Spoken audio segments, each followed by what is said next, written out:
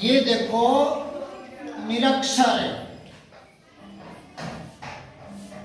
अब ध्यान दो, अगर मैं इस रे में से ए बाहर निकाल दूं तो ये आ जाएगा अक्षर है। ए बाहर निकाल दिया मैंने, अक्षर।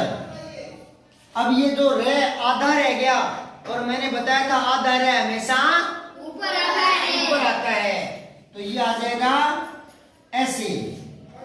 और वापस नीचे लाएंगे तो ये ए इसको पूरा कर देगा, तो निरक्षर ये बन गया।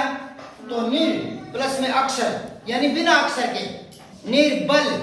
जैसे आता ना, निर्बल यानी बिना बल के, यानी कमजोर, जिसमें बल नहीं है, ताकत नहीं है, निर्बल। निर्दोष, जिसका दोष नहीं है, बिना दोष के, निर्दोष। तो निर अक्षर, बिना अक्षर के। अब ध्यान से सुनो, एक शब्द और है,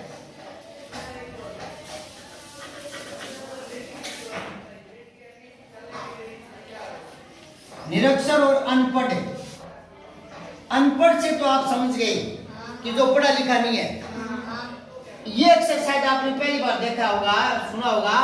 निरक्षर, अगर आपको कोई कहे कि फला आदमी निरक्षर है, इसको भूलो, जो मैंने अभी बताया उसको भूलो। आपको कोई यूं कहे कि वह आदमी निरक्षर है, जैसे रामलाल निरक्षर है, तो आप क्या सोचोगे? रामलाल बेवकूफ है, या रामलाल चोर है, या रामलाल बहुत अच्छा है, या रामलाल बहुत मोटा है। अगर कोई कहे कि राम प्रकाश निरक्षर है, तो आपके दिमाग में क्या आएगा? कि वह शरारती है, यूं आएगा? नहीं। निरक्षर मतलब उसको अक्षर ज्ञान नहीं है। अ अनार, आ आम, प कबूतर, ये नहीं आता उसको, अक्षर ज्ञान नहीं है। निरक्षर होता है जिसको अक्षर ज्ञान न हो, अक्षर ज्ञान न हो, ये होता है निरक्षर। अब अनपढ़, अब आपको दोनों एक लगेंगे ना? दोनों आपको एक लगेंगे। इनमें फर्क क्या है? देखो, जो अनपढ़ है उसको अक्षर ज्ञान हो सकता है, और जिसको अक्षर ज्ञान नहीं है वो अनपढ़ ही रहेगा, वो पढ़ा लिखा नहीं हो सकता। मैं सीधे शब्दों में बता रहा हूं।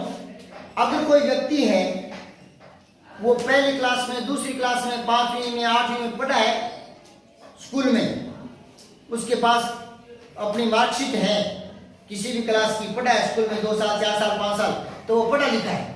फिर हम कह सकते हैं कि कितना पढ़ा है? वो कहेगा मैं 5 पढ़ा हूं, मैं 10वीं पास हूं। नहीं समझेगा? तो पढ़ना होता है वो, और जो ऐसा नहीं पढ़ा वो होता है अनपढ़। ठीक है? लेकिन अगर वो स्कूल गया नहीं और घर पर उसने अ अनार, अ आम सीख लिया, तो वो निरक्षर नहीं है, वो साक्षर हो गया। क्या हो गया? साक्षर के टुकड़े तो क्या? से प्लस में अक्षर, अक्षर के साथ, से परिवार के साथ, तो से अक्षर, ए और ए आ, स्वभाव। अब मुझे ये बताओ, इसमें ए है क्या? नहीं है। और इसमें ए है ना, तो ए और ए आ हो जाएगा, ये रहा साक्षर, से अक्षर, तो वो साक्षर है। लेकिन अगर कोई साक्षर है तो क्या वो अनपढ़ पढ़ा लिखा हो सकता है? नहीं, कोई जरूर नहीं है, क्योंकि वो घर पर भी अक्षरों का ज्ञान ले सकता है, लेकिन स्कूल में कभी गया नहीं, उसके पास कोई डिग्री नहीं है, उसके पास कोई क्लास की मार्कशीट नहीं है, तो वो अनपढ़ कहलाएगा, लेकिन वो निरक्षर नहीं कहलाएगा, क्योंकि उसने अक्षर तो सीख लिए। अरे घर पर रहकर अक्षर सीख लिए ना, तो वो निरक्षर तो नहीं है। हाँ, अनपढ़ कह सकते हो, निरक्षर नहीं है वो, क्योंकि उसने अक्षर सीख लिए घर पर, उसको थोड़ा थोड़ा पढ़ना आता है। हाँ, पढ़ा लिखा जरूर नहीं है, वो स्कूल में गया नहीं है, क्लास पास नहीं की। अब दोनों में अंतर आ गया। ये तो होता है जिसको अक्षर ज्ञान न हो, ये होता है जो स्कूल में कभी गया नहीं हो। ठीक है? ये वाक्य है रामू अनपढ़ है। अब मुझे ये बताओ, रामू अनपढ़ लिखा है, तो मैं ये कह दूं कि रामू को अखबार पढ़ना नहीं आता, ये अर्थ निकलता है कैसे? अखबार नहीं पढ़ सकता क्या वो? पढ़ सकता है या नहीं पढ़ सकता? बताओ। अरे मैंने आपको एक वाक्य लिख के दे दिया कि रामू अनपढ़ है। अब इस वाक्य के आधार पर दिमाग लगाकर बताओ कि रामू अखबार पढ़ सकता है कि नहीं? नहीं बता सकते। अरे अनपढ़ ही तो है वो, निरक्षर तो नहीं है। क्या पता घर पर 2 अक्षर सीखे हो, अखबार पढ़ता हो, हमें क्या पता? नहीं समझे क्या? अरे वो अनपढ़ ही है, निरक्षर नहीं है। क्या पता निरक्षर हो, क्या पता नहीं हो, दोनों ही बात हो सकती है। आप ये नहीं कह सकते कि वो अखबार नहीं पढ़ सकता ना। अगर आप यही होता ना रामू निरक्षर है, तब आप कह सकते हो कि वो अखबार नहीं पढ़ सकता, फिर विश्वास के साथ कह सकते हो कि वो अखबार नहीं पढ़ सकता। लेकिन अगर उसने कह दिया रामू अनपढ़ है, अखबार पढ़ सकता, हाँ तो पढ़ भी सकता है और नहीं भी पढ़ सकता। लेकिन ये कह देंगे ना रामू निरक्षर है तो अखबार नहीं पढ़ सकता। समझ आ रही है? अब बताओ अक्षर सीखने के लिए स्कूल जाना जरूरी है क्या? नहीं है ना? नहीं। और पढ़ने के लिए स्कूल जाना जरूरी है।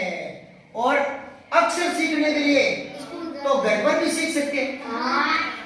जो प्रौढ़ व्यक्ति है, हमारे चाचा ताऊ बड़े हैं और कभी पहले पढ़े नहीं है, तो क्या आप उनको घर पर सिखा नहीं सकते क्या?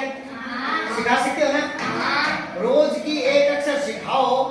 आज सिखा दिया आ, कल आ सिखा देना, तो यूं करते करते 2 महीने में दीपावली आएगी तब तक सिखा दोगे ना? हाँ, सिखा सकते हैं। तो साक्षर होने के लिए स्कूल जाना जरूरी नहीं है, लेकिन पढ़ने के लिए जाना जरूरी है।